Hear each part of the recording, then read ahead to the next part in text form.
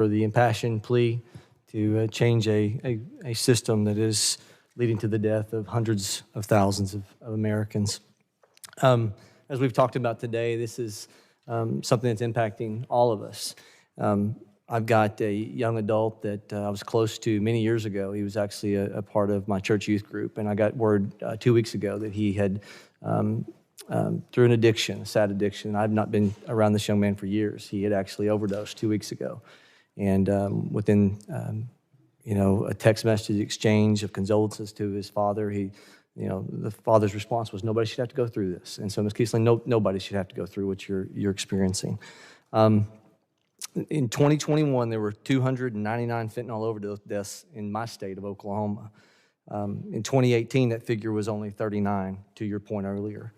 That's a staggering, almost 700% increase. And we know it's attributed to what's happening at the southern border. Just this month, an illegal alien pled guilty for an illegal drug operation in Tulsa, Oklahoma, with 3,500 grams of fentanyl powder, 1,300 grams of fentanyl pills were discovered from his home. And that's enough to kill all the residents of Oklahoma City, 650,000 people. 2 weeks ago, a young man, as I described, that I was close to years ago, passed away. It hits home. In addition to that, in my district, in Bartlesville, Oklahoma, there was a 21-year-old named Zach Sanders experimenting with pills, took a pill laced with fentanyl, and he died of a drug overdose in January of 21. And after his death, his mother sponsored a billboard in that city, in Bartlesville, with a photo of Zach and the words that said, "Check your pills, fentanyl kills." What's happening is astounding. Bartlesville Police Department, the city had 12 overdose cases in 2021, and in just the first 10 months of 2022, they had 53 confirmed overdose cases. And we know by the national statistics, the majority of deaths, 18 to 45 years of age, is fentanyl, and the climb of overdoses in correlation to fentanyl. I'm going to hold up a graphic here. It's a penny, and Sheriff Lamb, this is a question to you. From what we know, it's 2 milligrams, which is demonstrated here, of fentanyl sized against the penny. That's technically a lethal dose, enough to kill.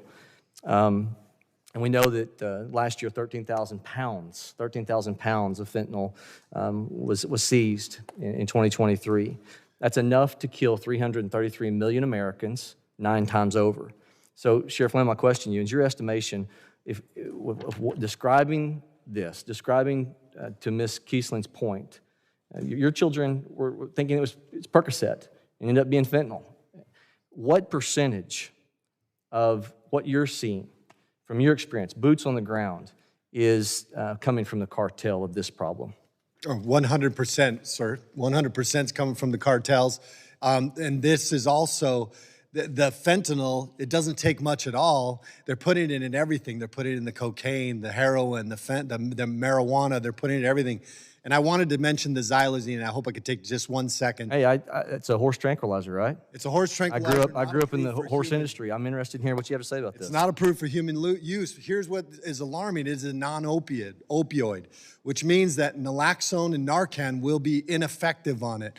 The Phoenix Fire Department is starting to see it. Other states' departments are starting to see it. So the cartels are starting to add xylazine into the fentanyl, and it will be impervious to the Narcan or the naloxone that we often administer to each other and to other people who are suffering from a poisoning of fentanyl. So the cartel's running the gamut.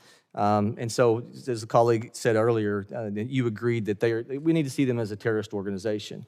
And in terms of seeing them as a terrorist organization, are they not the new form of organized crime in America, the new mob that we know as I was on the border last week, and right across from the suburbs of El Paso, that we're hearing about operational citywide control by the cartel?